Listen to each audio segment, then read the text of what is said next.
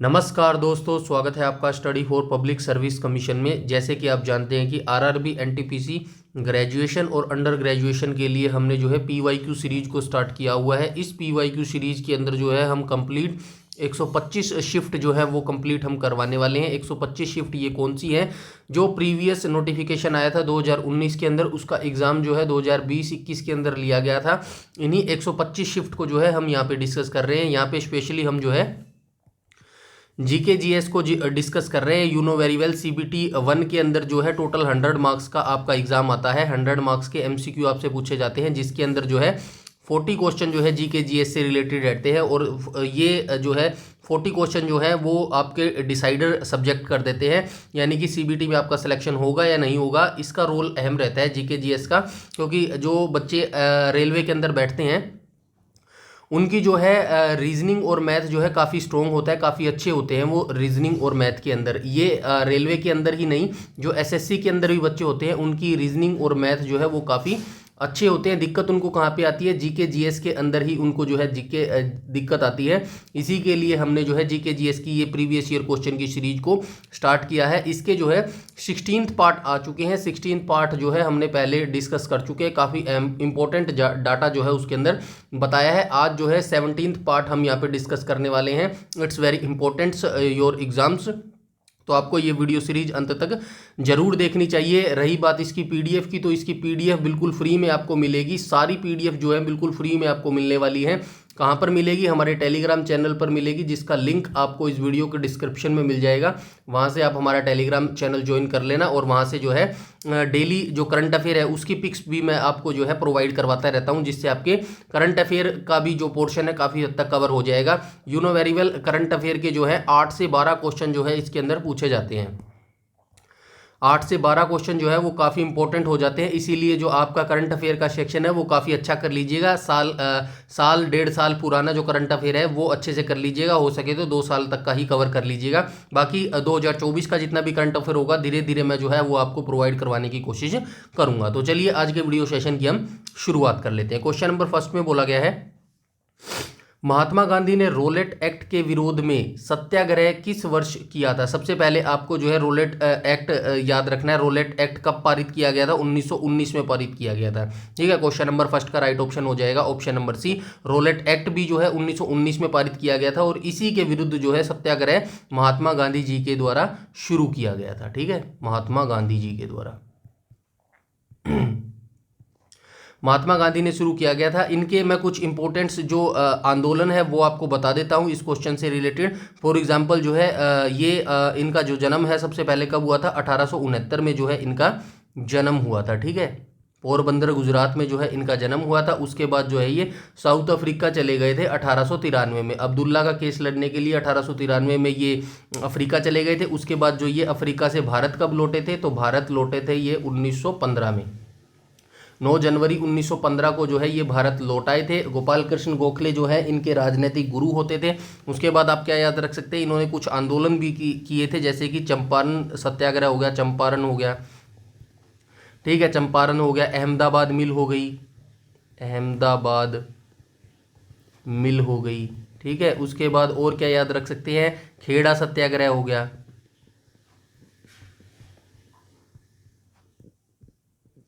तो ये तीनों आंदोलन कब हुए थे? चंपारण 1917 में हुआ था, और ये 1918 में हुआ था अहमदाबाद वाला, और खेड़ा भी जो है 1918 में ही आयोजित करवाया गया था। ठीक है, उसके बाद इन्होंने एक और आंदोलन किया था, असहयोग आंदोलन। असहयोग आंदोलन कब किया था? 1920 में किया था, जिसको 1922 में इन्होंने वापस ले लिया था, क्योंकि चोरा चोरी कांड की घटना की वजह से जो है ये सतबद्ध हो गए थे, और इसी की वजह से इन्होंने जो है आंदोलन ले लिया था। दांडी मार्च भी इनके द्वारा किया गया था। दांडी मार्च इनके द्वारा कब किया गया था? तो ये 6 मार्च से लेके जो है 12 मार्च से लेके 6 अप्रैल के बीच में किया गया था। 12 मार्च से लेके 6 अप्रैल। ठीक है, 6 अप्रैल। ऐसे तो बहुत सारे इन्होंने आंदोलन किए थे, सब नहीं बताए जा सकते यहाँ पे। मैं कुछ कुछ बता रहा हूँ आपको, जो आपको याद रखना बेहद इंपॉर्टेंट है। इसके बाद जो है इन्होंने भारत छोड़ो आंदोलन किया था। 1942 में जो है भारत छोड़ो आंदोलन आया था, भारत छोड़ो आंदोलन। ठीक है, भारत छोड़ो आंदोलन। और भारत छोड़ो आंदोलन कब हुआ था? तो ये आंदोलन हुआ था 8 अगस्त 1942 को जो है ये आंदोलन हुआ था। इनके अंदर इन्होंने नारा दिया था करो या मरो का, करो या मरो। ठीक है, ये इतनी जानकारी आपको रखनी है। बाद में 30 जनवरी 1948 को जो है इनकी मृत्यु हो गई थी, मतलब कर दी गई थी 1948 में। किसने की थी? नाथूराम गोडसे ने, नाथूराम गोडसे ने। ठीक है, ये इतनी जानकारी आप महात्मा गांधी से रिलेटेड याद रखेंगे। चलते हैं नेक्स्ट क्वेश्चन पे। और क्वेश्चन नंबर सेकंड में बोला गया है, 1 सेकंड। ठीक है, क्वेश्चन नंबर सेकंड में बोला गया निम्नलिखित में से कौन सा ओपन सोर्स सॉफ्टवेयर नहीं है? तो ओपन सोर्स सॉफ्टवेयर जो है वो पूछा गया है। तो ओपन सोर्स जो सॉफ्टवेयर है वो कौन सा हो जाएगा? माइक्रोसॉफ्ट ऑफिस जो है ओपन सोर्स सॉफ्टवेयर नहीं है। बाकी जो है ये तीनों हो जाएंगे। और हम बात कर लेते हैं माइक्रोसॉफ्ट ऑफिस की। माइक्रोसॉफ्ट ऑफिस की यहाँ पे बात हुई है तो माइक्रोसॉफ्ट MS वर्ड की बात हुई है। MS वर्ड की स्थापना कब हुई थी? MS वर्ड की स्थापना जो है 1983 में हुई थी।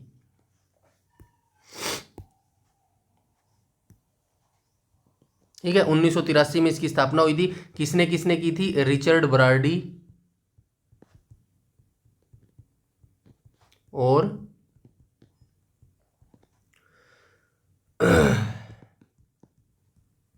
चार्ल्स सिमोनी ने। ठीक है, ये इन दोनों के द्वारा जो है MS वर्ड की स्थापना 1983 में की गई थी। चलते हैं नेक्स्ट क्वेश्चन पे, क्वेश्चन नंबर 3 में। क्वेश्चन नंबर 3 में बोला गया है भारतीय संविधान के किस अनुच्छेद में जीने के अधिकार से संबंधित विवरण है? तो ये हो जाएगा अनुच्छेद 21 हो जाएगा। राइट ऑप्शन हो जाएगा option number A. You know very well, जो भारत के संविधान के मौलिक अधिकार हैं ये कौन से भाग में है? भाग 3 के अंदर है। कितने मौलिक अधिकार हैं? तो 6 मौलिक अधिकार हैं।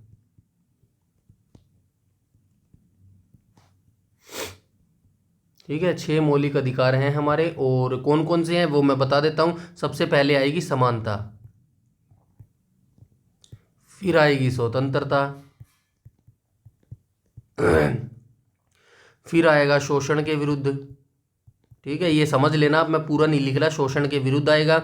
उसके बाद धार्मिक स्वतंत्रता आएगी।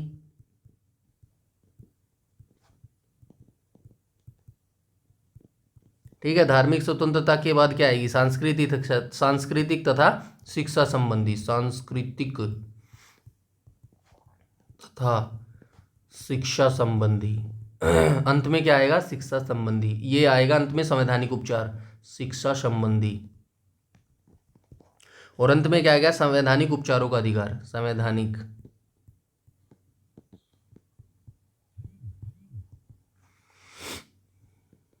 उपचार। ठीक है, ये इतनी आप याद रखेंगे। समानता कहाँ से कहाँ तक होएगी? तो ये 14 से 18 के बीच में होएगी। स्वतंत्रता कहाँ से कहाँ तक होएगी? 1922 के बीच में होएगी। शोषण किसके विरुद्ध होगा? 23 से 24 के बीच होगा। धार्मिक स्वतंत्रता कहाँ पे होगी? 25 से 28 के बीच में होएगी ना, 25 से 28। ठीक है, 25 से 28 के बीच में होएगी। सांस्कृतिक तथा शिक्षा संबंधी कहाँ पे होंगे? 29 से 30 में होंगे। और संवैधानिक उपचार कहाँ पर होंगे? 32 में होंगे। ठीक है, ये इतने संविधान के अनुच्छेद आप याद रखेंगे, अनुच्छेद याद रखेंगे।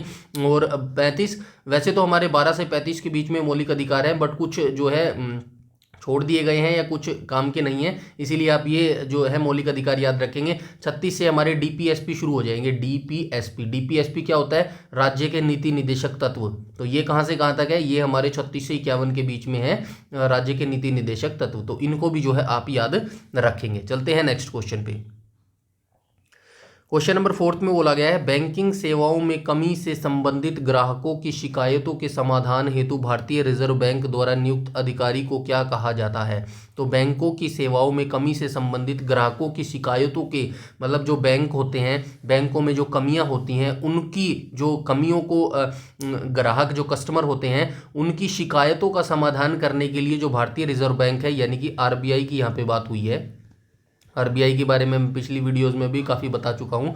RBI के द्वारा किस अधिकारी की नियुक्त की जाती है, यानी RBI किस ऑफिसर को जो है नियुक्त करता है? तो किसको नियुक्त करता है? तो ये करता है बैंकिंग लोकपाल को जो है ये नियुक्त करता है। अब RBI की बात हुई है तो RBI की स्थापना कब हुई थी? तो स्थापना हुई थी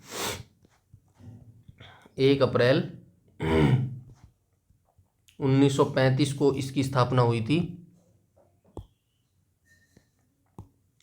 1935 को इसकी स्थापना हुई थी। अधिनियम कौन था? अधिनियम 1934 था। अधिनियम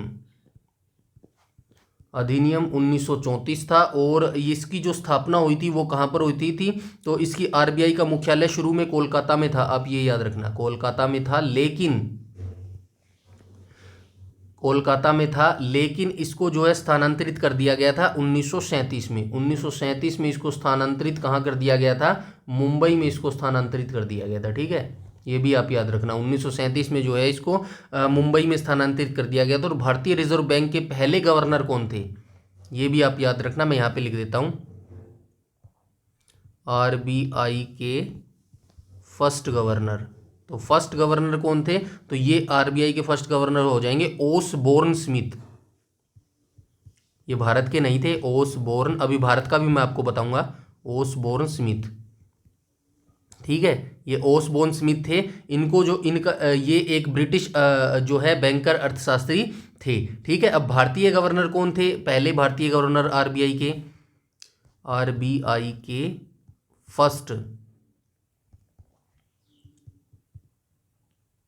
इंडियन गवर्नर कौन थे? तो इंडियन गवर्नर कौन थे? तो इंडियन गवर्नर थे सर चिंतामणि द्वारकानाथ देशमुख। तो आप ये याद रखेंगे, सर चिंतामणि द्वारकानाथ।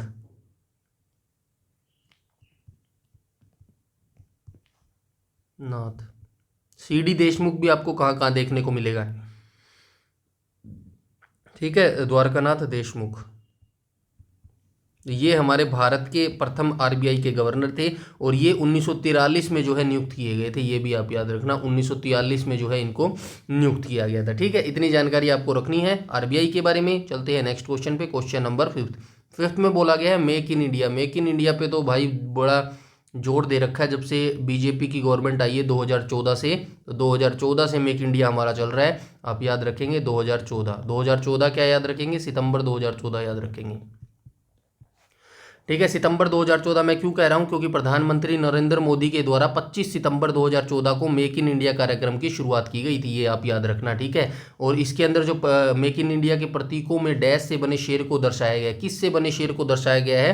तो ये क्वेश्चन नंबर 5th का राइट ऑप्शन हो जाएगा ऑप्शन नंबर सी, यानी कि चक्र दंतों से बने शेर को दर्शाया गया है। मेक इन इंडिया की स्थापना की गई थी 25 सितंबर 2014 को। ठीक है,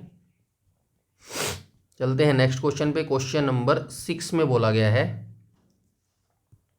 कालानुक्रमिक ढंग से भारतीय स्वतंत्रता संग्राम के दौरान हुई इनमें से कौन सी घटना सबसे पहले घटित हुई? तो ये सीक्वेंस वाइज आपको लगाना है, यानी कि सबसे पहली घटना कौन सी हुई, उसके बाद कौन सी घटना हुई, उसके बाद कौन सी घटना हुई, ऐसे आपको जो है इनको सीक्वेंस सीरियल नंबर पे लगाना है। तो चलिए आइए देख लेते हैं। वैसे इनका ऑप्शन भी देना चाहिए था, ऐसे हम लगा नहीं पाएंगे, ऑप्शन ए बी सी करके देना था। चलिए कोई बात नहीं, हो जाती है कई बार मिस्टेक। मैं यहाँ पे आपको ईयर बता देता हूँ, उस वजह से आप समझ पाएंगे कि कब कब जो है इनको ईयर वाइज जो है इनका मिलान हो सकता है। ठीक है, तो चलिए देख लेते हैं। सविनय अवज्ञा आंदोलन की बात करें तो सविनय अवज्ञा आंदोलन कब हुआ था? तो ये हुआ था 12 मार्च 1930 को। 12 मार्च 1930 को ये आंदोलन हुआ था। भारत छोड़ो आंदोलन कब हुआ था? 8 अगस्त 1942 को हुआ था। अभी ऊपर हम बात करके आए हैं, 8 अगस्त 1942 को जो है भारत छोड़ो आंदोलन हुआ था। असहयोग आंदोलन कब हुआ था? तो ये असहयोग आंदोलन हुआ था 1 अगस्त 1920 को। ठीक है, 1920 को हुआ था। जलियांवाला बाग हत्याकांड आप सभी जानते हैं 13 अप्रैल 1919 को हुआ था। ठीक है, आप सीक्वेंस वाइज लगा लीजिएगा, क्या मुश्किल है। पहले नंबर पर कौन सा आएगा? पहले नंबर पर आ जाएगा असहयोग आंदोलन। ठीक है, दूसरे नंबर पर कौन सा आएगा? दूसरे नंबर पर आ जाएगा जलियांवाला बाग हत्याकांड। तीसरे नंबर पर कौन सा आएगा? सविनय अवज्ञा आंदोलन। ठीक है, चौथे नंबर पर आ जाएगा भारत छोड़ो आंदोलन। ऐसे आपको जो है सीक्वेंस वाइज लगाना था, बस ऑप्शन इसके अंदर नहीं दिए गए, कोई बात नहीं, कई बार हो जाता है। ठीक है, मैंने डेट्स यहाँ पे आपको सारी बता दी है। चलते हैं नेक्स्ट क्वेश्चन पे। और जलियांवाला बाग जो नरसंहार था आप सभी जानते हैं, जलियांवाला बाग हत्याकांड जो है ये एक जलियांवाला बाग में जो है लोग सार्वजनिक सभा के लिए इकट्ठा हुए थे, बट जो उनके ब्रिटिश सेना के माइकल ओडायर थे, उन्होंने सोचा कि ये जो लोग हैं ये रणनीति बना रहे हैं आगे की, इसीलिए जो है उन्होंने सैनिकों को अंधाधुंध गोलियां चलाने के लिए आदेश दे दिया था। तो माइकल ओडायर ने जो है आदेश दिया था और वहाँ पे जो है एक दुखद घटना घटित हो गई थी, जिसके अंदर जो है काफ़ी लोगों ने अपनी जान गंवा दी थी। माइकल ओडायर की हत्या किसने की थी? आपको ये याद भी रखना है, उधम सिंह ने की थी। उधम सिंह ने इनकी हत्या की थी। कब की थी? 1940 में जो है इनकी हत्या की थी उधम सिंह ने। आप देख रहे हैं 1919 के बाद इनके ऊपर जो है आयोग भी गठित किया गया था, मतलब इनकी जो ये जलियांवाला बाग हत्याकांड के लिए जो आयोग गठित किया गया था, इसकी जांच के लिए कौन सा आयोग गठित किया गया था? हंटर आयोग गठित किया गया था। ये भी आप याद रखना, हंटर आयोग। तो इसमें भी कुछ ज़्यादा निष्कर्ष नहीं निकला, बल्कि जो है ब्रिटिश जो अदालत में इनको जो है माइकल ओडायर को ब्रिटिश शेर की उपाधि भी दी गई थी। उसके बाद जो है 1940 में 19-20 साल के बाद जो है हमारे उधम सिंह ने जो है इनसे बदला लिया था। ठीक है। और ये जो जलियांवाला बाग हत्याकांड हुआ था, इसके दौरान जो है रविंद्रनाथ टैगोर ने अपनी उपाधि भी लौटा दी थी। रविंद्रनाथ टैगोर ने कौन सी उपाधि लौटा दी थी? तो ये लौटा दी थी भाई नाइटहुड की उपाधि, नाइटहुड की। तो नाइटहुड की उपाधि जो है इन्होंने लौटा दी थी। और नाइटहुड की उपाधि जो है इनको कब मिली थी? 1915 में जो है नाइटहुड की उपाधि इनको मिली थी। इतनी जानकारी आपको पता होनी चाहिए। वैसे तो और भी बहुत सारी जानकारी मैं आपको बता भी दूंगा, बट अभी के लिए आपके पास जो है इतनी जानकारी होनी चाहिए। फॉर एग्जाम्पल, जैसे ही रविंद्रनाथ टैगोर को पहला भारतीय साहित्य नोबेल का पुरस्कार मिला था, साहित्य में मिला था। उनकी जो कृति थी गीतांजलि के लिए मिला था। कब मिला था? 1913 में उनको अवार्ड मिला था। ठीक है, ये चीजें आपको याद रखनी है। चलते हैं नेक्स्ट क्वेश्चन पे। क्वेश्चन नंबर 7 में बोला गया है अष्टक नियम किसने प्रतिपादित किया था? तो अष्टक जो नियम था ये किसके द्वारा प्रतिपादित किया गया था? तो अलेक्जेंडर न्यूलैंड्स के द्वारा जो है ये अष्टक नियम को प्रतिपादित किया गया था। कब किया गया था? 1865 में इनके द्वारा जो है ये नियम को प्रतिपादित किया गया था।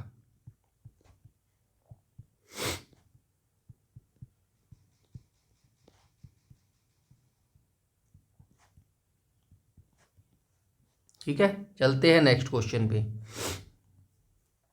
क्वेश्चन नंबर 8 में बोला गया है फरवरी 2021 में डीआरडीओ के फायर सेफ्टी ट्रेनिंग के कौशल विकास केंद्र का उद्घाटन कहाँ किया गया था? तो ये 2021 के करंट अफेयर से रिलेटेड है। डीआरडीओ के फायर सेफ्टी ट्रेनिंग का जो कौशल विकास केंद्र था, इसका उद्घाटन कहाँ पर किया गया था? तो उत्तर प्रदेश में इसका उद्घाटन किया गया था, जिसकी राजधानी है लखनऊ।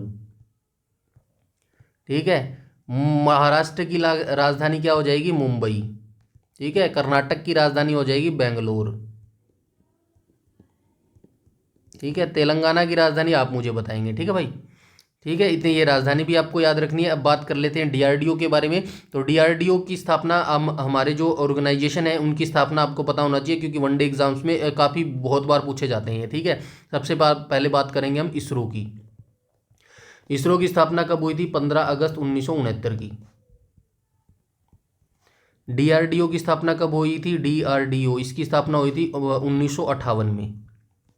ठीक है, 1958 में जो है इसकी डीआरडीओ की स्थापना हुई थी। उसके बाद आप याद रखेंगे सीएसआईआर। सीएसआईआर की स्थापना कब हुई थी? 1942 में। इसके बाद आप क्या याद रखेंगे? बार्क। बार्क की स्थापना कब हुई थी? 1954 में। तो ये कुछ इंपॉर्टेंट ऑर्गेनाइजेशन है भारत के जो मैंने आपको बता दिया है। बार्क की स्थापना किसने की थी? तो होमी जहांगीर भाभा के द्वारा इसकी स्थापना की गई थी। और भारत का परमाणु जनक किसे माना जाता है? होमी जहांगीर भाभा को माना जाता है। और इसरो की स्थापना किसने की थी? विक्रम साराभाई ने की थी। और भारत के अंतरिक्ष विज्ञान का जो जनक माना जाता है वो विक्रम साराभाई को ही माना जाता है। तो ये कुछ मैंने स्टैटिक जीके आपको यहाँ पे कवर करने की कोशिश की है। आई होप आप इससे सहमत होंगे। और सॉरी, चलते हैं नेक्स्ट क्वेश्चन पे।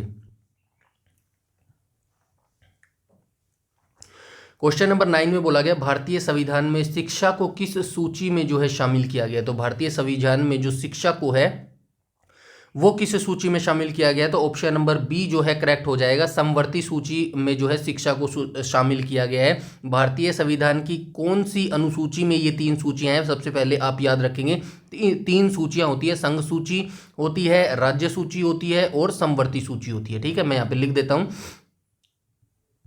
संघ सूची,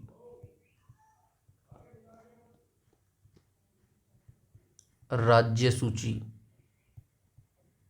और तीसरी होती है समवर्ती सूची।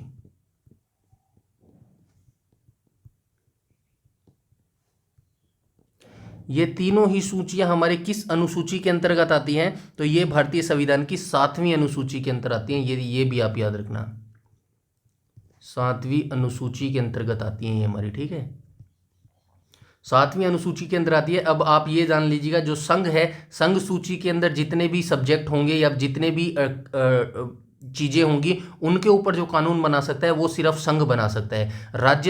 राज्य सूची के अंदर जितने भी सब्जेक्ट होंगे उन सभी के ऊपर सिर्फ राज्य ही जो है कानून बना सकती है। और समवर्ती सूची क्या होती है, जिन सब्जेक्ट के ऊपर जो है संघ और राज्य दोनों मिलकर कानून बना सकते हैं, ऐसे सब्जेक्ट जो है समवर्ती सूची के अंदर डाले गए हैं। और शिक्षा जो है ऐसा ही सब्जेक्ट है जिसको समवर्ती सूची में डाला गया है, जिसका शिक्षा के लिए जो है राज्य भी और संघ भी दोनों मिलकर जो है बना सकते हैं कानून। ठीक है, उसके बाद मैं संघ सूची के थोड़े से बता देता हूं आपको, संघ सूची के अंदर कौन कौन से आते हैं। तो संघ सूची के अंदर कौन कौन से आती हैं, तो रक्षा आता है, रक्षा मंत्रालय, विदेश आता है, मैं शॉर्ट फॉर्म में लिखूंगा, जल्दी जल्दी आप थोड़ा सा समझ लीजिएगा। ठीक है, रक्षा आता है, और क्या आता है, संघ आता है, संघ सूची आता है, रक्षा आता है, विदेश आता है, रेलवे आता है, रेलवे के बाद और क्या आता है, लॉटरी आता है, लॉटरी के बाद और क्या आता है, जनगणना आता है, जनगणना।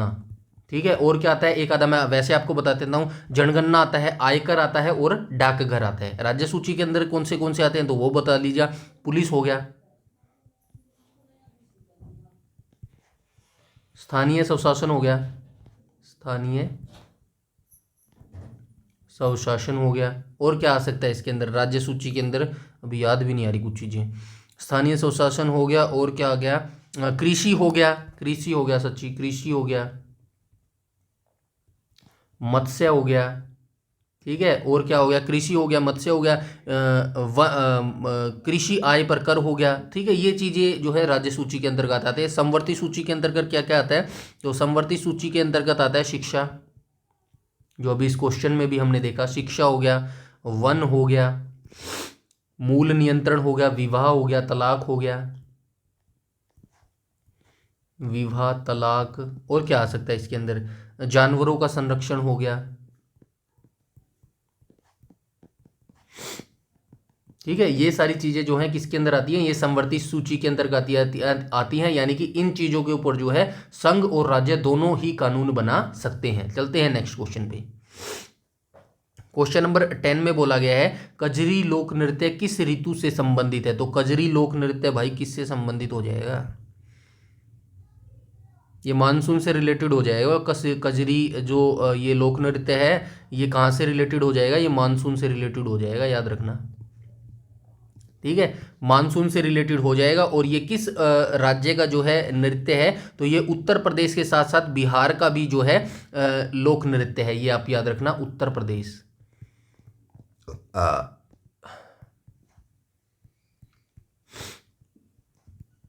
तो ये उत्तर प्रदेश और बिहार दोनों का ही आप मान सकते हैं लोक नृत्य है कजरी। ठीक है,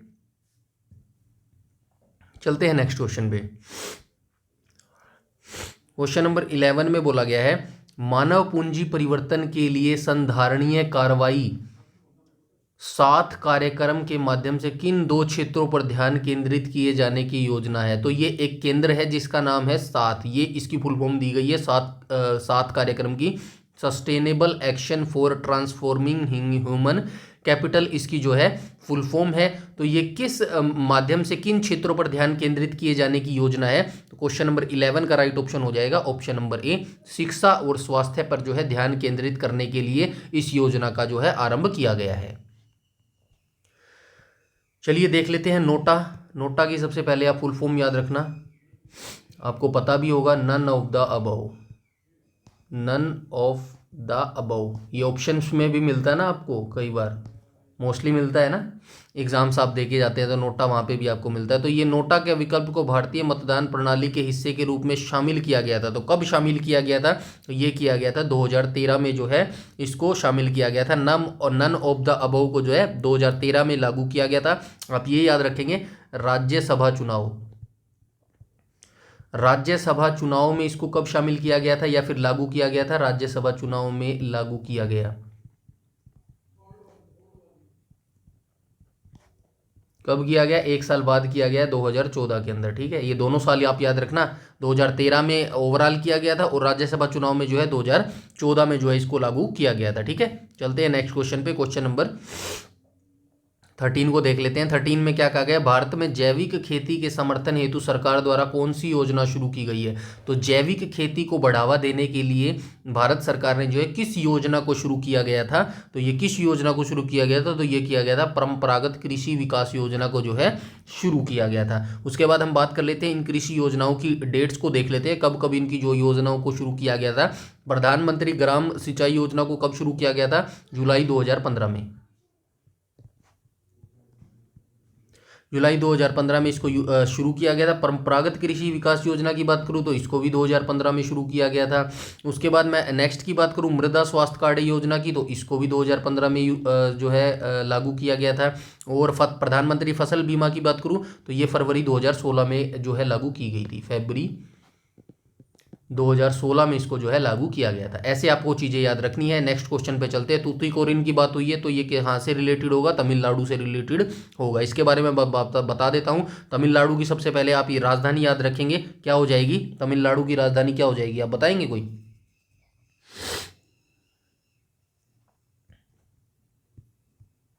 चेन्नई हो जाएगी। कर्नाटक की हो जाएगी बेंगलोर।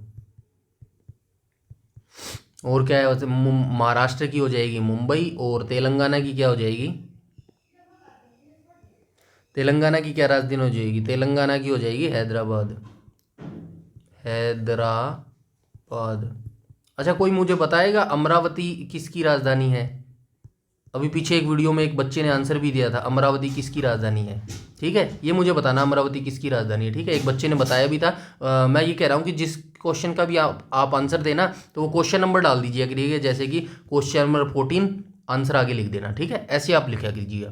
ठीक है, क्वेश्चन नंबर 14 का जो है तूतीकोरिन थर्मल पावर स्टेशन जो है किस राज्य में अवस्थित है, तो ये तमिलनाडु राज्य में जो है अवस्थित है। ठीक है, चलते हैं नेक्स्ट क्वेश्चन पे। क्वेश्चन नंबर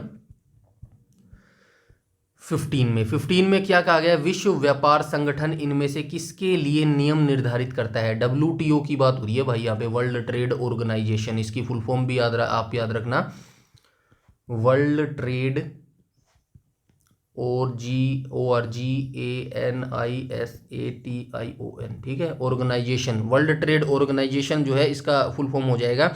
और विश्व व्यापार संगठन की स्थापना कब हुई थी, तो स्थापना आप सभी याद रखेंगे 1 जनवरी 1995।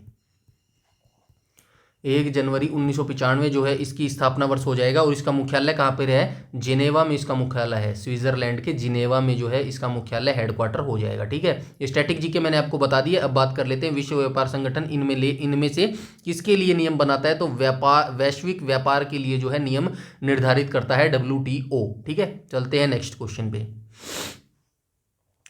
क्वेश्चन नंबर 16 में बोला गया निम्नलिखित में से कौन सी विद्युत चुंबकीय तरंगे नहीं है। तो विद्युत चुंबकीय तरंगे कौन सी नहीं है, कौन सी हो जाएंगी, तो क्वेश्चन नंबर सी का राइट ऑप्शन हो जाएगा ऑप्शन नंबर डी। तो ये जो अल्ट्रासाउंड जो है ये विद्युत चुंबकीय तरंगे नहीं है। तो विद्युत चुंबकीय तरंगों के मैं उदाहरण बता देता हूं आपको। विद्युत, एक चीज और मैं आपको बताऊंगा अभी, विद्युत चुंबकीय तरंगे कौन कौन सी होती हैं विद्युत चुंबकीय तरंगे, तो ये होती हैं भाई रेडियो तरंगे होती हैं, रेडियो तरंगे होती हैं, माइक्रोवेव होता है, माइक्रोवेव तरंगे होती हैं। ठीक है, अवरक्त प्रकाश होता है। ठीक है, अवरक्त प्रकाश होता है, दृश्य प्रकाश होता है। ठीक है, दृश्य प्रकाश हो जाएगा, पैराबैंगनी प्रकाश हो जाएगा, पैराबैंगनी प्रकाश, एक्सरे हो जाएगा। ठीक है, ये कुछ मैंने एग्जांपल आपको बता दिए हैं विद्युत चुंबकीय तरंगों के। अब इस क्वेश्चन से रिलेटेड जैसे यहाँ पे विद्युत तरंगे पूछी गई है ना, मैंने एक वीडियो बना रखा है, कौन सा बना रखा है, जिसके अंदर साइंस का बना रखा है, फिजिक्स, केमिस्ट्री और कौन सा होता है तीसरा, बायोलॉजी। उससे रिलेटेड जितने भी फैक्चुअल चीजें होती है ना, वन लाइनर, उन सारों का एक वीडियो बना रखा है कंबाइनेशन, जो आपको चैनल के ऊपर मिल जाएगा। उस वीडियो को जो है मैं इस प्लेलिस्ट के अंदर भी डाल दूंगा। ठीक है, इस प्लेलिस्ट के अंदर डाल दूंगा, जिससे आप जो है साइंस से रिलेटेड वन लाइनर जो फैक्ट होता है, एक एक नंबर के जो क्वेश्चन आते हैं वो आपके क्लियर हो जाएंगे। फिजिक्स, बायो, केमिस्ट्री, तीनों के इंपॉर्टेंट्स जो वन पॉइंट होते हैं, वन लाइनर पॉइंट्स होते हैं, उनको मैंने एक वीडियो के अंदर लगाया गया है और मैं आपको दिखा भी देता यहाँ पे, क्योंकि वीडियो बैक हो जाएगी, इसीलिए उस वीडियो को जो मैं इस प्लेलिस्ट के अंदर डाल दूंगा और उस वीडियो का जो लिंक है इस वीडियो के डिस्क्रिप्शन में भी डाल दूंगा। ठीक है, तो उस वीडियो को आप जरूर देखिएगा, काफ़ी सारे जो फैक्चुअल डाटा है आपका साइंस से रिलेटेड वो आपका क्लियर हो जाएगा। ठीक है, चलते हैं नेक्स्ट क्वेश्चन पे, क्वेश्चन नंबर 17 पे। क्वेश्चन नंबर 17 में कहा गया 14वीं शताब्दी के दौरान भारत में किसने सोने व चांदी की नियमित मुद्राओं के स्थान पर सस्ती धातुओं से निर्मित सांकेतिक मुद्रा का उपयोग शुरू किया? तो ये एक ही महानुभाव थे भाई, जो तुगलक वंश से संबंधित रखते थे। तो कौन से थे ये? मोहम्मद बिन तुगलक थे भाई। बड़ी, वैसे तो ये बहुत पढ़े लिखे इंसान थे, बहुत ज़्यादा पढ़े लिखे इंसान थे, दिल्ली सल्तनत काल में सबसे ज़्यादा पढ़े लिखे इंसान यही थे। लेकिन ये संकी भी इंसान थे, इन्होंने काफ़ी ऐसी प्रथाएं शुरू की, मतलब ऐसी योजनाएं लागू की जिनकी वजह से लोगों को लगने लगा कि ये इनके द्वारा जो है एक तो जो है दिल्ली से दौलताबाद इन्होंने जो है राजधानी का स्थानांतरित कर दिया। लोग राजधानी के पास जो है बसना चाहते थे, फिर यहाँ से जो है दिल्ली से लोग दौलताबाद गए, वहाँ से फिर इन्होंने जो है राजधानी को दिल्ली ले आए। तो लोगों को ऐसे परेशान किया, लोग इनको गालियों से भरे जो है खत जो है लिखते थे। तो इस वजह से जो है लोगों ने इनको संकी और पागल कहा है। इनके मरने पर एक जो है लाइन लिखी गई है, इनके मरने पर क्या कहा कि किसी फेमस ने कहा था, मुझे अभी उनका नाम याद नहीं आ रहा था, जब ये मोहम्मद बिन तुगलक की मृत्यु हुई थी, एक शायर ने लिखा था कि भाई प्रजा को राजा से और राजा को प्रजा से जो है मुक्ति मिली। ऐसी जो है इनके बारे में बात की गई थी। अब बात कर लेते हैं मोहम्मद बिन तुगलक की। तो ये तुगलक वंश से संबंधित थे, तुगलक वंश। तो तुगलक वंश की स्थापना किसने करी थी? तो गयासुद्दीन तुगलक ने जो है इसकी स्थापना की थी। किसने की थी? गयासुद्दीन तुगलक ने। कब की थी? 1320 में की थी। गयासुद्दीन तुगलक ठीक है, 1320 में जो है इन्होंने की थी। और ये कहाँ से चला था? 1414 तक ये जो है वंश चला था। ठीक है, 1321 में इन्होंने क्या किया था? तुगलकाबाद शहर की स्थापना भी की थी। तुगलकाबाद देख लेना यार थोड़ी बहुत, ये कहाँ पर है? दिल्ली में है तुगलकाबाद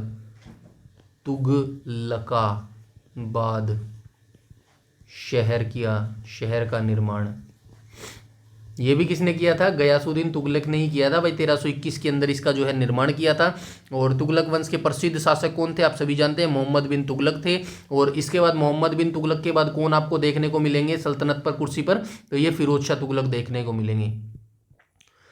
फिरोज शाह तुगलक ने भी काफ़ी निर्माण किया था। नहरों का इन्होंने निर्माण किया था। तुगलक नहरों का इनके द्वारा निर्माण किया था। इनके द्वारा एम्प्लॉयमेंट रोजगार ऑफिस का निर्माण किया गया था। बताइए उस समय इन्होंने जो है एम्प्लॉयमेंट रोजगार का जो है निर्माण किया था। और आज भी जो है एम्प्लॉयमेंट के बारे में आप सभी जानते हैं कैसा जो है हमारा सिस्टम है। खैर उस बारे में हम ज़्यादा बात नहीं करेंगे। फिरोज शाह तुगलक के बारे में बात करें तो इन्होंने क्या किया था? 300 शहरों को बसाया था। 300 शहरों को जो है इनके द्वारा बसाया गया था। और आप क्या याद रख सकते हैं? और भी काफ़ी सारी बातें हैं जो अब यहाँ पे नहीं की जा सकती, क्योंकि ये छोटा सा है। कभी हम जो है फुर्सत में करेंगे डिस्कस जो है टॉपिक वाइज करेंगे। फॉर एग्जांपल जैसे जो आप ये याद रख सकते हैं कि कौन सा वंश कब आया, तो सबसे पहले जो है मामलुक राजवंश आया था। इसी टाइम हम नई जो सीरीज शुरू करेंगे उसमें जो है टॉपिक वाइज रखेंगे। जैसे मामलुक वंश को जो है गुलाम वंश भी बोला जाता है। मामलुक वंश सबसे पहले जो है मामलुक वंश आया, उसके बाद कौन सा वंश आया? खिलजी वंश आया। तो ये टॉपिक वाइज वंश वाइज जो है हम यहाँ पे डिस्कस करेंगे। इनके वन लाइनर फैक्ट जो है हम लेके आएंगे। तो मामलुक वंश के बाद कौन सा वंश आया? खिलजी वंश आया। खिलजी वंश के बाद कौन सा वंश आया? तुगलक वंश के बाद कौन सा आया? सैयद वंश।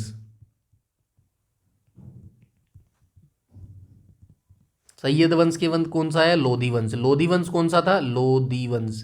तो ये अफगान वंश था प्रथम। लोधी वंश प्रथम अफगान वंश, प्रथम अफगानी था ये, अफगान। दूसरा कहाँ मिलेगा आपको, कोई बता सकता है? अफगान दूसरा आपको भाई हुमायूं के टाइम में मिलेगा। हुमायूं के टाइम में कौन आपको देखने को मिलेगा? शेर शाह सूरी। तो ये द्वितीय अफगान आपको यहाँ पे देखने को मिलेगा। ठीक है, उसके बाद आपको लोधी वंश के बाद कौन आया? लोधी वंश के बाद जो है इनका जो है खत्म हो गया था। लोधी वंश के बाद जो है मुगल साम्राज्य आपको देखने को मिलेगा, मुगल साम्राज्य।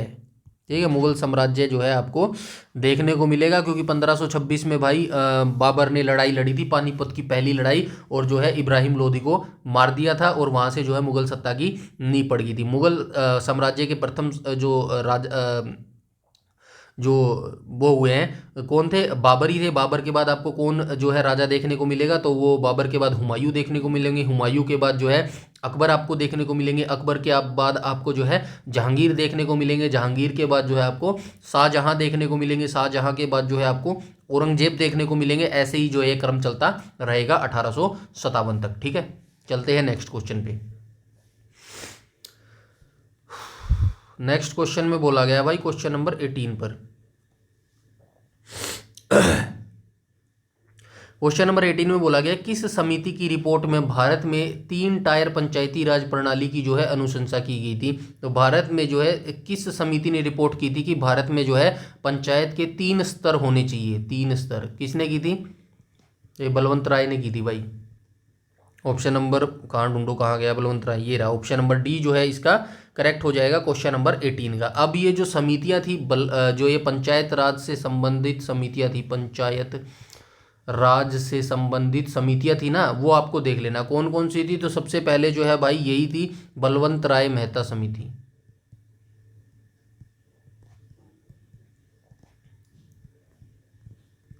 बलवंत राय मेहता समिति कब आई थी, 1957 में आई थी भाई। उसके बाद आप क्या याद रखेंगे, अशोक मेहता समिति। अशोक मेहता समिति ये कब आई थी, तो ये आई थी 1977 में भाई। उसके बाद क्या था, जीवी के राव, जीवी के राव। जीवी के राव कब आई थी भाई ये समिति, तो ये आई थी 1985 में। उसके बाद आई थी L M Singhvi, L M Singhvi ये कब आई थी, ये आई थी 1986 में। ऐसे आप याद रखेंगे। कुछ और भी मैं आपको बता देता हूं, जैसे कि शाहनवाज समिति यहाँ पे लिखा गया है, यही है भाई पंचायती राज से संबंधित कमेटियां। बाकी ये जो यहाँ पे समिति दी गई है, शाहनवाज समिति, सचर समिति, अशोक मेहता समिति, ये यहाँ पे जो है मैंने यहाँ पे लिख दी है पंचायत राज से समिति। शाहनवाज समिति कब आई थी, तो शाहनवाज जो समिति थी सॉरी 1956 में हुआ था भाई शाहनवाज का गठन। ठीक है, 1956 में इस समिति का गठन हुआ था। उसके बाद सचर समिति कब गठित की गई थी, 2005 में। ठीक है, सचर समिति कब गठित की गई थी, 2005 में। ये लिख लीजिएगा, मेरे माने तो ना आप एक रफ नोटबुक बना लीजिएगा, और जैसे मैं लिख रहा हूँ ना वन लाइनर आप ऐसे ही लिखते जाइएगा, आपके नोट्स भी तैयार हो जाएंगे। और एग्जाम से पहले जैसे आप एग्जाम देने जाते हैं ना, तो जाते जाते रास्ते में जो है वन लाइनर पढ़ते जाइएगा, काफ़ी ईजी, आपको आसान लगेगा ये चीज़ें। ठीक है, क्वेश्चन नंबर 19 में क्या कहा गया है, निम्नलिखित में से कौन सा कंप्यूटर में प्रयुक्त डेटाबेस सॉफ्टवेयर नहीं है। तो डेटाबेस सॉफ्टवेयर जो है वो कौन सा हो जाएगा, MS Access, MS Word, right option हो जाएगा, MS वर्ड हो जाएगा भाई, राइट ऑप्शन। क्वेश्चन नंबर 19 का जो है MS वर्ड हो जाएगा। ओरेकल क्या है, ओरेकल, फॉक्स प्रो, ये सभी जो है डेटाबेस हैं। ठीक है, ये डेटाबेस हो जाएंगे। और यहाँ पे कंप्यूटर की बात हुई है, तो अभी मैंने ऊपर बताया है MS वर्ड की स्थापना यहाँ पे किसकी ने की है, MS वर्ड की स्थापना जो है 1983 में की गई है। किसने की है, रिचर्ड बराडी और जो है चार्ल्स सिमोनी ने इनकी स्थापना की है। ठीक है, क्वेश्चन नंबर 20 में बोला गया है भाई एक दिवसीय अंतर्राष्ट्रीय क्रिकेट के इतिहास में 3 दोहरे शतक लगाने वाला पहले बल्लेबाज कौन है। तो ये हमारा हो जाएगा रोहित शर्मा हो जाएगा भाई। वर्तमान में चैंपियंस ट्रॉफी चल रही है, CHAMPION, चैंपियन ट्रॉफी। जब ये समाप्त होएगी तो ये TROPHY, इससे रिलेटेड मैं MCQ लेके आऊँगा, जिसमें जो है क्वेश्चन पूछेंगे आपसे करंट अफेयर से रिलेटेड, तो आपके जो है क्लियर हो जाएंगे। ठीक है, चैंपियंस ट्रॉफी अभी चल रही है, पाकिस्तान बाहर हो गया भाई, आप सभी खुश भी होंगे। पाकिस्तान जो है बाहर हो गया भाई, इंडिया ने पाकिस्तान को भी हरा दिया है। दुबई में भारत के सारे मैच हो रहे हैं। ठीक है, 8 टीम जो है इस चैंपियंस ट्रॉफी में भाग ले रही है।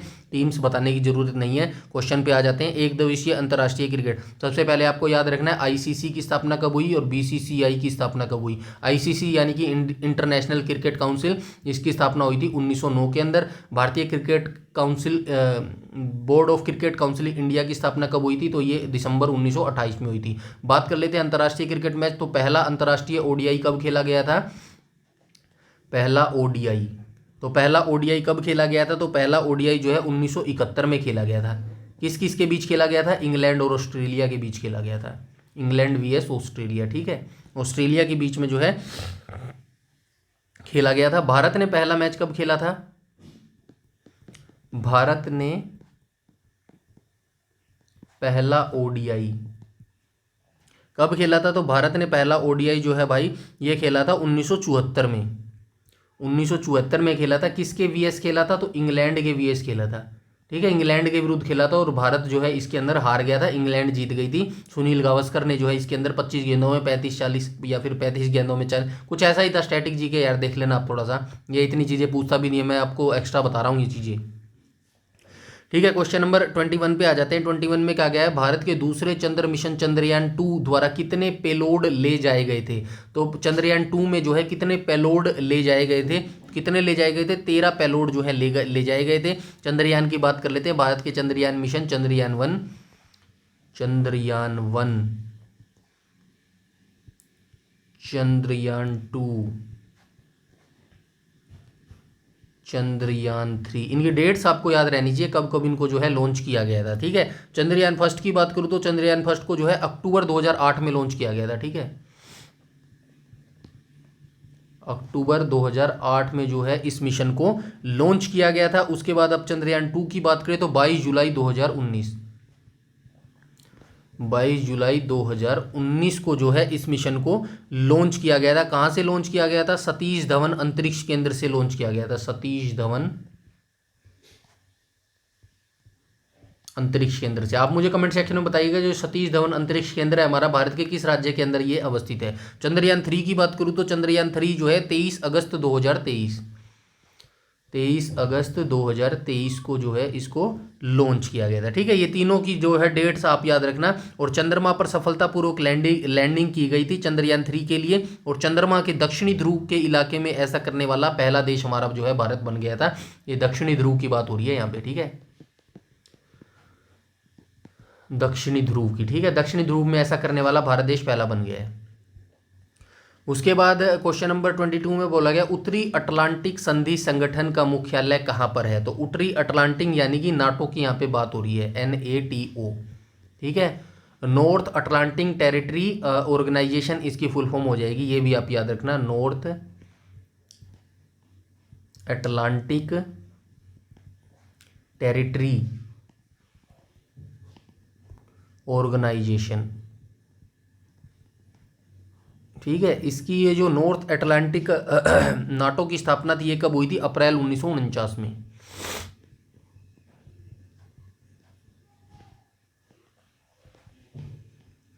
और इसका हेडक्वार्टर कहाँ पर हो जाएगा भाई, तो इसका हेडक्वार्टर आप मुझे बताएंगे, ठीक है या नहीं है ये आप मुझे बताएंगे, ठीक है। स्थापना कब हुई थी, 4 अप्रैल 1949 में। और राइट ऑप्शन हो जाएगा, संधि संगठन का मुख्यालय कहाँ पर हो जाएगा, कहाँ पे हो जाएगा, ब्रसल्स में हो जाएगा, ऑप्शन नंबर सी करेक्ट हो जाएगा, ठीक है, ब्रसल्स में इसका मुख्यालय है, ठीक है।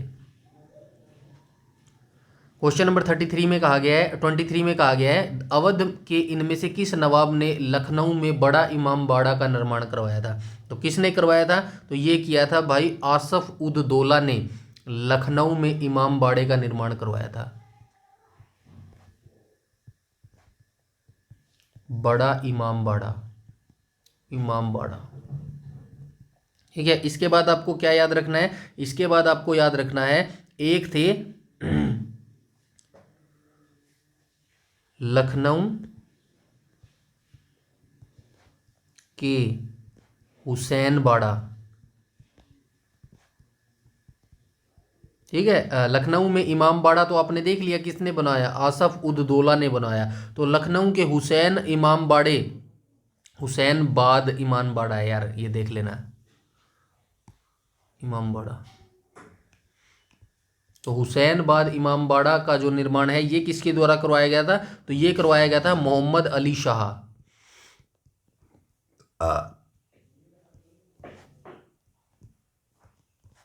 मोहम्मद अली शाह ने करवाया था और ये अवध के तीसरे नवाब थे, ये आप याद रखना। उसके बाद आप एक और याद रख सकते हैं, अवध की स्थापना किसने की थी?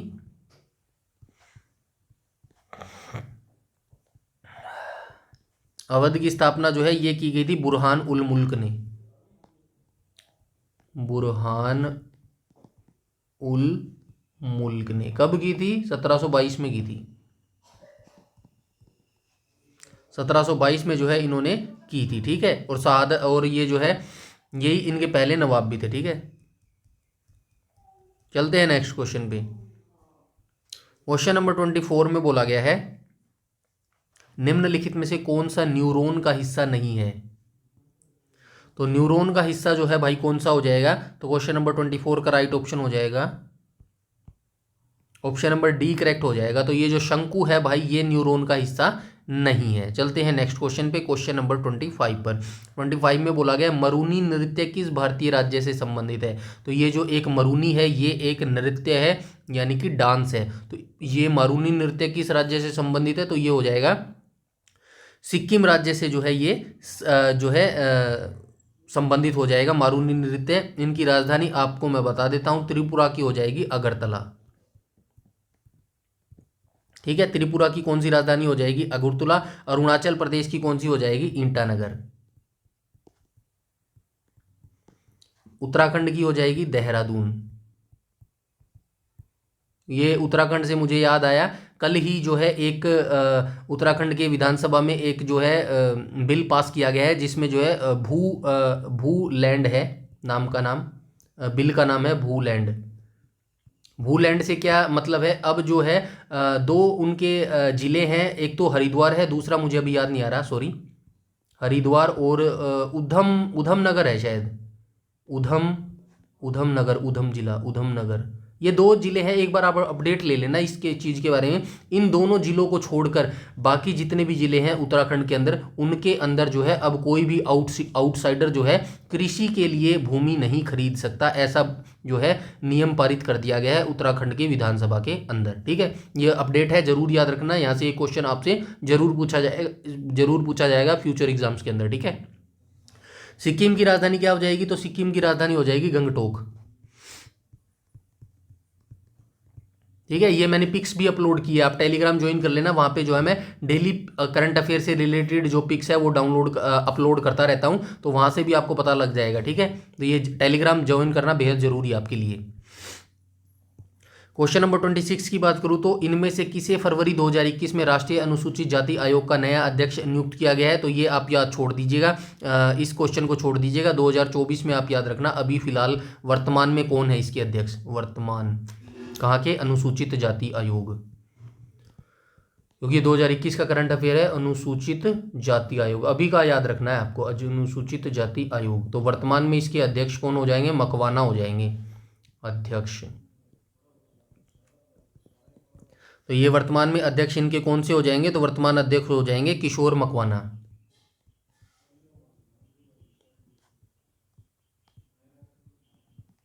किशोर मकवाना जो है इनके वर्तमान अध्यक्ष हो जाएंगे। क्वेश्चन नंबर 27 की बात करूँ तो 27 में क्या कहा गया? महात्मा गांधी समुद्री राष्ट्रीय पार्क कहाँ अवस्थित है? तो महात्मा गांधी राष्ट्रीय समुद्री पार्क जो है ये हो जाएगा अंडमान और निकोबार द्वीप समूह में जो है अवस्थित है। स्थापना कब हुई थी? 1983 में जो है इसको स्थापित किया गया था भाई, ठीक है। 1983 में जो है इसको स्थापित किया गया था। चलते हैं नेक्स्ट क्वेश्चन पे। क्वेश्चन नंबर 28 में बोला गया है डैश के अलावा निम्नलिखित में से सभी खरीफ की फसलें हैं। बाजरा, रागी, मक्का तीनों ही खरीफ फसलें हैं। गेहूं बच गया, ये रबी की फसल है, ठीक है।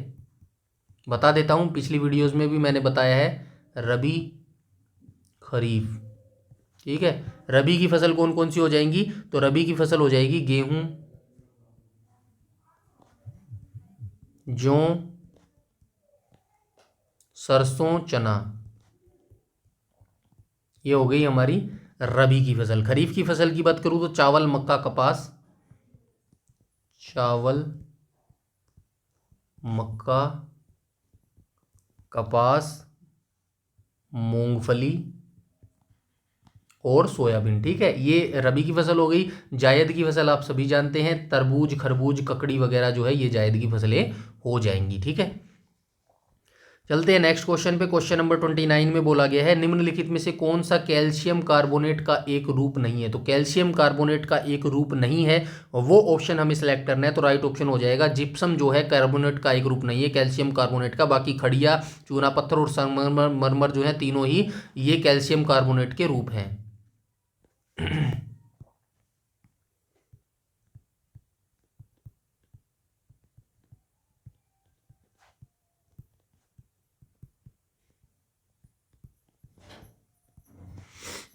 ठीक है, ये तीनों आप याद रखेंगे। चलते हैं नेक्स्ट क्वेश्चन पे। क्वेश्चन नंबर 30 में बोला गया है भारत में स्थित सुंदरवन राष्ट्रीय उद्यान डैश में स्थित सुंदरवन संरक्षित वन के निकट है। तो किसके निकट है? म्यांमार नहीं, भूटान नहीं, तिब्बत नहीं। राइट ऑप्शन हो जाएगा बांग्लादेश। तो बांग्लादेश में स्थित सुंदरवन संरक्षित वन के निकट ये अवस्थित है। सुंदरवन राष्ट्रीय उद्यान के बारे में सुन लेना, बेहद इंपॉर्टेंट ये जो है राष्ट्रीय उद्यान है। तो सुंदरवन राष्ट्रीय उद्यान, इनके बारे में थोड़ा सा लिखना बनता है। सुंदरवन राष्ट्रीय उद्यान, ठीक है, इनके बारे में आपको सुंदरवन ठीक है। तो इनके बारे में मैं आपको बता देता हूँ। सुंदरवन राष्ट्रीय उद्यान की स्थापना कब हुई थी? स्थापना सबसे पहले आप याद रखेंगे, जो इसकी सुंदरवन की स्थापना थी ये कब हुई थी? ये हुई थी 1984 में, 4 मई 1984 को। ठीक है, 4 मई 1984 को इसका स्थापना हुई थी। इसे बाघ अभ्यारण्य कब घोषित किया गया था? बाघ अभ्यारण्य, बाघ अभ्यारण्य जो है घोषित कब किया गया था? 1973 में जो है इसको बाघ अभ्यारण्य घोषित किया गया था। ठीक है, 1973 में इसको बाघ अभ्यारण्य घोषित किया गया था। और जो है वन्य जीव अभ्यारण्य घोषित कब किया गया था?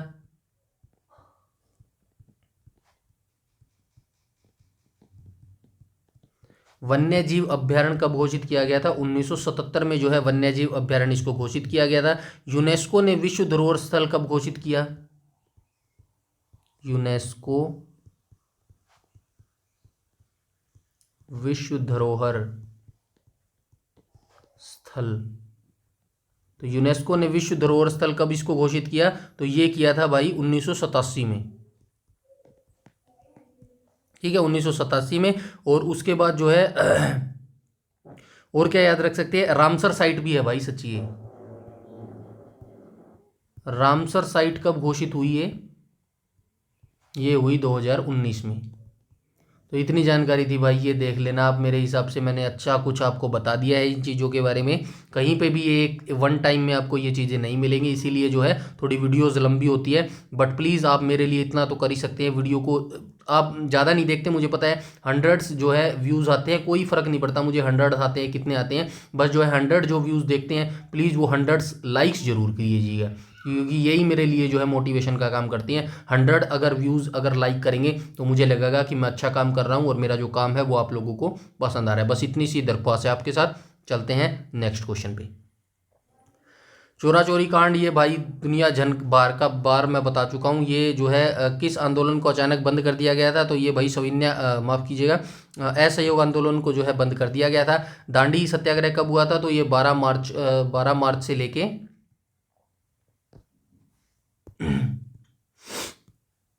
12 मार्च से लेके 6 अप्रैल 1930 को हुआ था ये दांडी मार्च। उसके बाद भारत छोड़ो आंदोलन कब हुआ था? 8 अगस्त 1942 को हुआ था। करो या मरो का नारा दिया था महात्मा गांधी ने, करो या मरो। उसके बाद सविनय अवज्ञा आंदोलन कब हुआ था? 1930 के अंदर हुआ था। और असहयोग आंदोलन कब हुआ था? 1920 के अंदर हुआ था। 22 में इसको वापस ले लिया गया था। ठीक है, खिलाफत आंदोलन कब हुआ था? 1919 में हुआ था। ठीक है, और भी बहुत सारे आंदोलन है, कभी देखेंगे इनको। चलते हैं नेक्स्ट क्वेश्चन पे। क्वेश्चन नंबर 32 पे चलते हैं।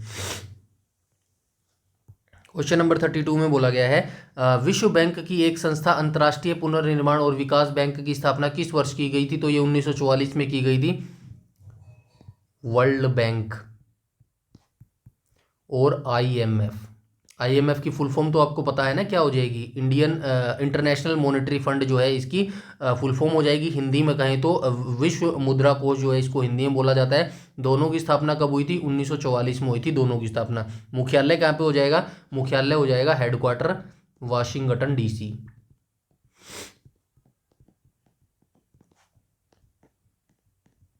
ठीक है, चलते हैं नेक्स्ट क्वेश्चन पे। नेक्स्ट क्वेश्चन में बोला गया है वोम का पूर्ण रूप क्या है? फुल फॉर्म पूछी गई है, WORM। तो फुल फॉर्म क्या हो जाएगी इसकी? फुल फॉर्म हो जाएगी world open receive many wireless write once read many. इसकी फुल फॉर्म हो जाएगी ऑप्शन नंबर 33 का राइट ऑप्शन हो जाएगा ऑप्शन नंबर डी। WORM की फुल फॉर्म क्या हो जाएगी? WORM फुल फॉर्म ये क्या हो जाएगी? राइट वंस रीड मैनी जो है इसकी फुल फॉर्म हो जाएगी। ये इंग्लिश में ऐसे लिखेंगे भाई, देख लेना। राइट वंस रीड मैनी, ठीक है, ये ऐसे लिखा जाएगा। 34 की बात करूँ तो 34 में क्या कहा गया है? प्रसिद्ध संगीतकार उस्ताद बिस्मिल्लाह खान किस संगीत वाद्य यंत्र से संबंधित थे? शहनाई से संबंधित है। क्वेश्चन नंबर 34 का राइट ऑप्शन हो जाएगा ऑप्शन नंबर सी। तो ये जो बिस्मिल्लाह खान थे ये कौन सा वाद्य यंत्र बजाते थे? तो ये भाई शहनाई बजाते थे बिस्मिल्लाह खान। ठीक है, बिस्मिल्लाह खान की बात करूँ तो इनका जन्म कब हुआ था? तो इनका जन्म जो है 1916 में हुआ था भाई। 1916 में जो है इनका जन्म हुआ था। और इनका असली नाम कौन सा? इनका असली नाम क्या था? कमरुद्दीन था इनका असली नाम। असली नाम क्या था? कमरुद्दीन। कमरुद्दीन जो है इनका असली नाम था। चलते हैं नेक्स्ट क्वेश्चन पे। क्वेश्चन नंबर 35 में बोला गया है इनमें से किस शहर में संयुक्त राष्ट्र की सहायक क्षेत्रीय मुख्यालय नहीं खोले गए? तो संयुक्त राष्ट्र के जो सहायक क्षेत्र हैं वो कहाँ नहीं खोले गए? तो रोम के अंदर नहीं खोले गए हैं, बाकी सभी के अंदर आपको देखने को मिल जाएंगे। ठीक है, संयुक्त राष्ट्र की स्थापना की बात हुई तो 24 अक्टूबर 1945 को जो है संयुक्त राष्ट्र की स्थापना की गई थी। चलते हैं नेक्स्ट क्वेश्चन में। क्वेश्चन नंबर 36 की बात करूँ तो 36 में कहा गया है डायलाइजर नामक मशीन जिसको उपयोग रोगी के रक्त को साफ करने के लिए किया जाता है उसे कृत्रिम डैश भी कहा जाता है। क्या कहा जाता है? कृत्रिम। तो इसको कृत्रिम बोला जाता है भाई ऑप्शन नंबर सी, गुर्दा बोला जाता है। ठीक है, ये डायलाइजर जो मशीन है गुर्दे के जो रक्त को साफ करने के लिए डायलाइजर का यूज किया जाता है। चलते हैं नेक्स्ट क्वेश्चन पे। 37 में बोला गया है भारत के प्रथम डिजिटल विश्वविद्यालय का उद्घाटन गुजरात में किया गया है। नहीं, गुजरात में नहीं किया गया, केरल के अंदर किया गया है, सॉरी माफ़ कीजिएगा, केरल के अंदर किया गया है। Digital university of Kerala, DUK आपको देखने को मिलेगा। जहाँ भी आप डिजिटल यूनिवर्सिटी देखेंगे तो DUK आपको देखने को मिलेगा। भारत का पहला डिजिटल विश्वविद्यालय केरल में खोला गया है। स्थापना कब हुई थी? 2020 में इसकी स्थापना हुई थी। केरल सरकार ने इसकी स्थापना की थी। 2020 में इसकी स्थापना की थी केरल सरकार ने। ठीक है, ये याद रखना ईयर, क्योंकि पूछ लेते हैं डिजिटल जो ये विश्वविद्यालय है इसकी स्थापना कब की गई? 2020 में की गई। ठीक है, 38 में बोला गया है कि भाई निम्नलिखित में से कौन सा खनिज दरारें एवं परतों से प्राप्त होता है? तो दरारें जो होती हैं, दरारें और परतें, उनसे कौन सा खनिज प्राप्त होता है? तो तांबा जो है भाई उनसे प्राप्त होता है। ऑप्शन नंबर डी करेक्ट हो जाएगा क्वेश्चन नंबर 38 का। क्वेश्चन नंबर 39 में बोला गया निम्नलिखित में से कौन सी नवरत्न कंपनी नहीं है, पूछा गया है। तो निम्नलिखित में से कौन सी है जो ग्रामीण ये है, ये हो जाएगी, ये हो जाएगी, ये हो जाएगी, ये नहीं है भाई। ऑप्शन नंबर डी करेक्ट हो जाएगा क्वेश्चन नंबर 39 का। ठीक है, तो तेल एवं प्राकृतिक गैस लिमिटेड नहीं है। आप एक क्वेश्चन का आंसर दीजिएगा, वर्तमान में कितनी महारत्न कंपनी है? ये मुझे आप अपडेट करके बताइएगा, महारत्न कंपनी है। क्योंकि मैं ये इसलिए पूछ रहा हूँ, करंट से मैंने ज़्यादा अपडेट नहीं लिया है। मैंने जितना पढ़ा है उसके अंदर 14 महारत्न कंपनियां मैंने पढ़ी हैं। कहीं कहीं मुझे देखने को मिली है 16 महारत्न कंपनी। अभी वर्तमान में जनवरी 2025 तक का डाटा आप फाइंड आउट कीजिएगा। 2025 तक का मैंने एक जगह देखा था, वहाँ पे 16 महारत्न कंपनियां लिखा हुआ था। आप कमेंट सेक्शन में बताइएगा 14 महारत्न कंपनियां हैं जनवरी 2025 तक या फिर 16 महारत्न कंपनियां। बाकी मैं अपडेट करके तो लेके ही आऊँगा एक वीडियो आपके लिए महारत्न कंपनियों का, कब इनको जो है एस्टेब्लिश किया गया और कब जो है इनको महारत्न कंपनी का दर्जा दिया गया। ठीक है, सारी वहाँ पर ले आऊँगा, थोड़ा टाइम लगेगा। क्वेश्चन नंबर 40 जो कि आज का लास्ट क्वेश्चन रहने वाला है, कौन सी सबसे ऊंची गैर एशियाई पर्वत चोटी है? तो गैर पर्वत एशिया चोटी कौन सी हो जाएगी? तो ये हो जाएगी भाई ऑप्शन नंबर सी करेक्ट हो जाएगा। अकोंकागुआ पर्वत जो है ये कहाँ पर है? दक्षिण अमेरिका के अंदर है ये।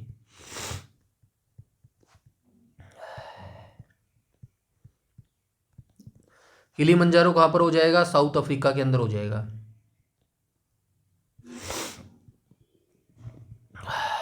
उसके बाद एल्ब्रूस कहाँ पर हो जाएगा? रूस के अंदर हो जाएगा। मैकिनले आप मुझे कमेंट सेक्शन में बताएंगे कहाँ की पर्वत माला है, ठीक है।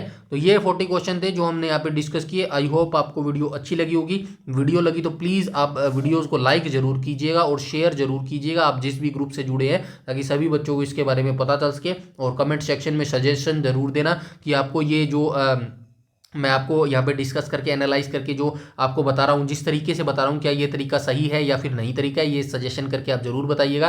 पीडीएफ जो है आपको टेलीग्राम पर मिल जाएगी बिल्कुल फ्री में, वहाँ से टेलीग्राम जरूर ज्वाइन कर लीजिएगा। काफ़ी सारा इंपॉर्टेंट डाटा टेलीग्राम पर जो है प्रोवाइड करवाया जाता है। और चैनल पर पहली बार विजिट कर रहे हैं तो चैनल को सब्सक्राइब कर लीजिएगा और बेल आइकन बटन को टैप कर लीजिएगा ताकि समय पर आपको सारी नोटिफिकेशन मिलती रहे। इस वीडियो में इतना ही, तब तक के लिए धन्यवाद।